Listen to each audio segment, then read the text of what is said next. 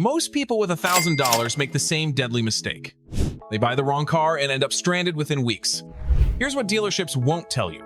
There are 7 specific models with engines that'll run 300,000 miles and 5 nightmares that'll drain your wallet dry. I'm breaking down exactly which cars to buy, what to inspect, and the hidden costs that catch everyone off guard. Let's get started. $1,000 in 2026 gets you a car with somewhere between 180,000 to 250,000 miles. The paint's gonna be faded, the interior's gonna have some wear, and yeah, the bumper might be cracked, but honestly, that's all fine. What actually matters comes down to 3 critical things. First up, you need non-interference engines. If the timing belt snaps on an interference engine, the pistons slam directly into the valves, and your engine is completely destroyed. What you want instead are engines where a broken belt just stops the car. You replace the belt, and you're back on the road. Simple as that. Second thing is parts availability. Some cars require proprietary sensors that'll set you back $800. Meanwhile, other vehicles use parts that are shared across literally millions of cars, and those same parts cost you $50. That's a massive difference when you're working with a tight budget.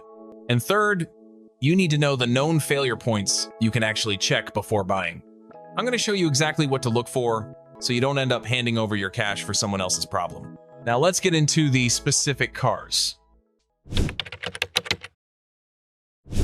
Starting at number 7, we have the Buick LeSabre with the 3.8-liter V6, and I'm talking specifically about the GM 3800 Series 2 or Series 3 engine. This engine has been in production since the 1980s. You'll find it in Buicks, Pontiacs, Oldsmobiles, millions of these cars out there. That means parts are absolutely dirt cheap. We're talking $30 for a water pump, $40 for an alternator. So what do you need to inspect? Pop the hood and check that intake manifold gasket right between the engine halves. If you see any dried coolant residue there, that gasket's leaking. It's about a $300 repair, so you'll want to factor that into your offer price. Next, check those struts. These cars are heavy, and the struts typically wear out around 150,000 miles. Push down hard on each corner of the car. If it bounces more than once, your struts are shot. That's another $300 to $400 to replace. But it's not a deal breaker because everything else on this car will outlast you. For the transmission, you'll want to pull that dipstick. The fluid should be reddish, not dark brown. If it smells burnt, walk away immediately. If it smells like normal transmission fluid, you're good to go. You can find these anywhere from $800 to $1,200, and for $1,000, you're getting another 100,000 miles. Easy. Coming in at number 6, the Crown Victoria and its twin, the Mercury Grand Marquis. These were police cars, taxi cabs, vehicles that were literally built to take serious abuse day in and day out. The 4.6-liter modular V8 engine is simple, old-school technology. There's no fancy variable valve timing that breaks down, no turbochargers to worry about, just a solid cast iron block that absolutely refuses to die. I've personally seen these hit 400,000 miles in taxi service, and they just keep going. Now here's what you need to check. Crawl underneath with a flashlight and inspect those transmission cooler lines. These are the steel lines running to the radiator. If they're rusty and flaking, they're about to burst. You can replace them with rubber lines for about $80, but you need to know about it up front before you buy. One more thing about these. The pre-2002 models had plastic intake manifolds that would crack. Ford actually fixed this issue in 2002. So if you're looking at anything from 1998 to 2001, here's a quick test. Pull that oil filler cap while the engine's running. If it sucks the cap down hard, that manifold is leaking vacuum. Either walk away or offer $400 less to account for the repair. These are rear-wheel drive, which means you'll want to throw some weight in the trunk for winter driving. Gas mileage isn't great. You're looking at about 18 to 20 miles per gallon, but you're not buying this for fuel economy. You're buying American iron that won't quit. Price range runs from $900 to $1,400. The Honda Accord from 1998 to 2002. But here's the absolute catch. Manual transmission only. I need to make this crystal clear. The automatic transmissions in these Accords, especially in the V6 models, they fail constantly. Honda actually had a class action lawsuit over these transmissions, They die at 120,000 miles, 150,000 miles. It's a known catastrophic failure. But those manual transmission models with the 4-cylinder F23 engine and the 5-speed manual, those will run 300,000 plus miles with nothing more than regular oil changes. Here are your inspection points. First, check for rust at the rear subframe, specifically where the trailing arms bolt on. Get under there with your phone, flashlight. If you see flaking rust and the metal looks thin, that's a legitimate safety issue. Walk away from that one. Second, check those motor mounts. Start the car, put it in gear with your foot on the brake. If the whole car is vibrating, the motor mounts are shot. They're about $200 to replace. Not a huge deal, but negotiate it into your price. Third thing, the timing belt. This engine needs the timing belt replaced every 100,000 miles. Ask to see the maintenance records. If they don't have any records, assume it's never been done and budget $500 to get it replaced immediately. Manual Accords typically run from $900 to $1,500 because people know they're solid cars. Worth every penny in my opinion. And one final warning, avoid that V6 automatic like the plague. I don't care how good the deal looks. That transmission will fail, and a used transmission is going to cost you more than you paid for the entire car. The Toyota Camry. But not just any Camry. You want the 4-cylinder, 2.2-liter 5S FE engine only. Now, the V6 has more power, sure, but here's the problem. At this price point, you're looking at 250,000 to 300,000 miles on the odometer. The V6 has a timing belt, and it's an interference engine. When that belt breaks, the pistons hit the valves and your engine is completely done. The 4-cylinder 2.2-liter though, non-interference. The belt breaks, the engine stops running, you tow it somewhere, replace the belt, and you're good to go. Plus, this 4-cylinder gets 30 plus miles per gallon on the highway. The V6 only gets 22 to 24. For your inspection, check for valve cover gasket leaks. Look at the top of the engine. If you see oil seeping down the side, that gasket is leaking. It's a $30 gasket and takes about an hour if you're handy with tools. Or you can pay a shop $150 to do it. Make sure you check for timing belt records too. This should be replaced every 90,000 to 100,000 miles. No receipts?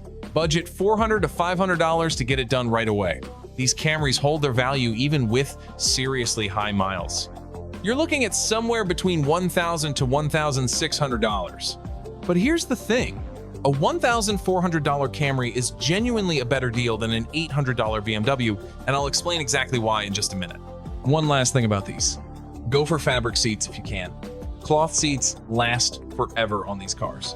Leather seats on a 25-year-old vehicle are going to be cracked and peeling, they look terrible, and you can't fix them cheap. The Nissan Altima comes in at number 3. A lot of people completely overlook these because they're chasing that Toyota name. But these have basically the same reliability for $200 to $300 less than a comparable Camry. The 2.4-liter KA24DE engine, which is actually the same engine you'll find in Nissan trucks by the way, is dead reliable. Now, it is an interference engine, but it has a timing chain, not a belt. Chains last significantly longer and they don't snap as easily as belts do. What you need to check here, look for rust on the strut towers. Pop that hood and look at the top of those shock towers. They're the two big bumps on either side of the engine bay. If there's rust starting to bubble through the paint, that's frame rust developing. Deal killer right there. Also check the catalytic converter. These are a popular theft target these days. Crawl under there with a light and make absolutely sure the cat is still attached. If someone cut it off, that car is going to sound like a tractor and it won't pass emissions testing. The suspension is going to be worn at this mileage.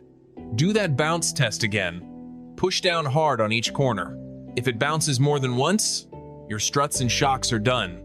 That's $300 to $400 for all 4 corners, but not expensive in the grand scheme of things. You can find these for $700 to $1,000. For $700, this is honestly one of the best deals out there. No Toyota tax markup, same reliability you'd expect. The Ford Fusion is number 2. These are the newest cars you're going to find at this price point. We're talking 2006 to 2009 models here. You've got 2 engine options available. There's the 2.3-liter Duratec 4-cylinder or the 3-liter Duratec V6. Both are solid engines. That four-cylinder is actually a Mazda engine from when Ford and Mazda had their partnership going, and it's basically bulletproof. The V6 is Ford's own design, also very reliable. What typically kills these cars? Suspension components. Control arm bushings and sway bar links wear out over time. You'll hear clunking sounds when you go over bumps. A shop can replace all the front suspension bushings and links for about $400 to $500. Or, if you're handy, you can DIY it for $150 in parts. Make sure you check that transmission fluid. It's got a 6-speed automatic. The fluid should be red and smooth looking. If it's dark or smells burnt, that transmission has been seriously abused. Walk away from that one. One more important thing with these newer cars is accident history. A lot of these have been in fender benders. Check the gaps around the doors and hood. If the gaps are uneven, that car has been wrecked and poorly repaired.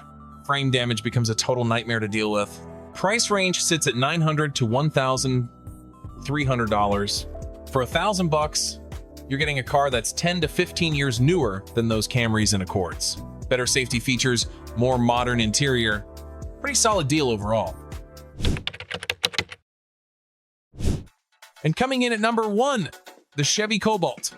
Now, everyone loves to hate on American cars, but hear me out on this one.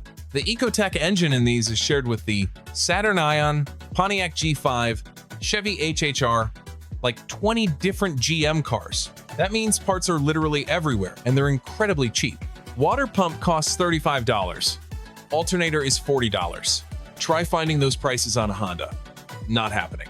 Gas mileage on these, 30 to 32 miles per gallon on the highway. That's the same as a Civic, and nobody believes me until they actually drive one. Here's what you absolutely must check, though. The ignition switch recall.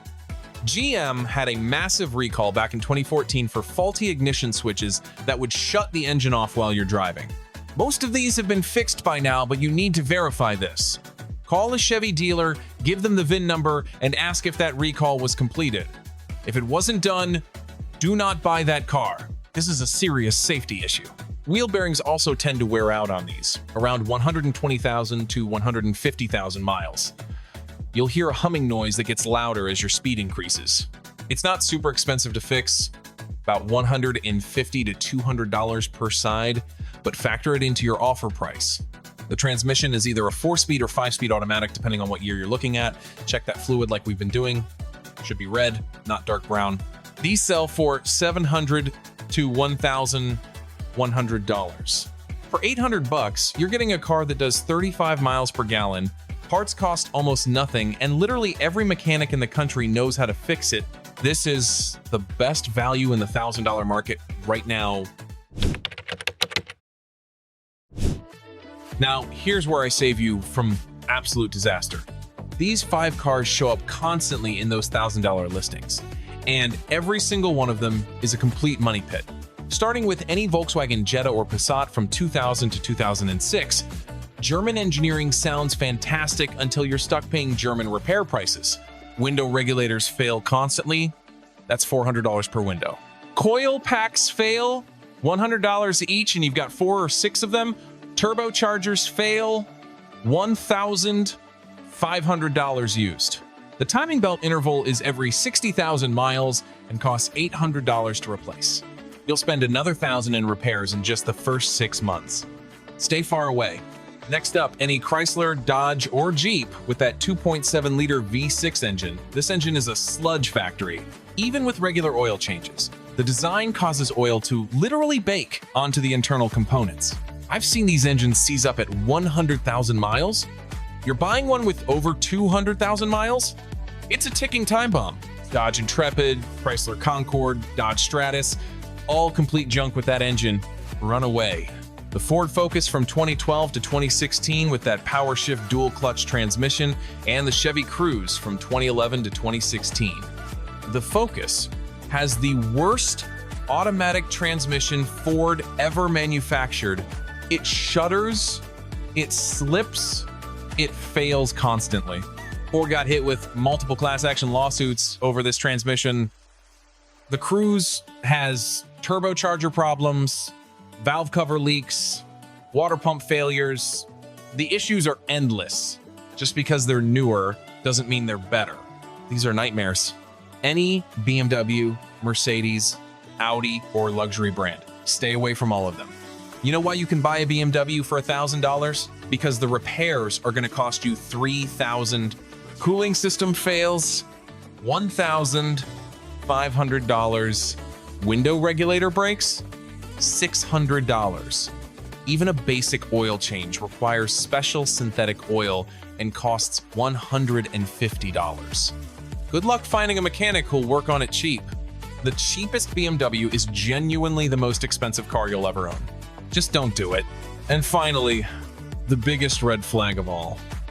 Anything with absolutely zero maintenance records. I don't care if it's a Toyota, I don't care if it's a Honda, doesn't matter. If that seller cannot show you any records whatsoever, no oil change receipts, no repair invoices, nothing at all, you walk away immediately. That tells you they never maintained the vehicle properly. You're literally buying someone else's problem. No history equals no deal. Period. Here's the mistake that turns what looks like a good deal into a complete disaster. You find an $800 Camry and you're excited, but did you actually budget for the hidden costs after purchase? Registration and title fees run anywhere from $150 to $300 depending on what state you're in. Insurance deposit is another $100 to $200. Then immediate maintenance, fresh oil change, coolant flush, and the car probably needs tires. That's another $200 to $400 right there. Add all that up, you're now at $1,200 to $1,700 total. I see this happen all the time. People buy an $800 car, then it sits in their driveway for 3 months because they can't afford the $300 in tires needed to pass inspection. Meanwhile, they're still paying for Uber to get to work every day. That's completely backwards. Here's what you actually do. If you have exactly $1,000 total, you need to target cars in that $600 to $750 range. That gives you a $250 to $400 buffer for all these additional costs. Do not spend every single penny on just the purchase price. And bring a mechanic's flashlight and a scan tool to that test drive. You can grab a cheap Bluetooth OBD2 scanner for $20 on Amazon, plug it into the car, and check for trouble codes. If that check engine light is on, you need to find out exactly why before you hand over any money. Check that oil on the dipstick too.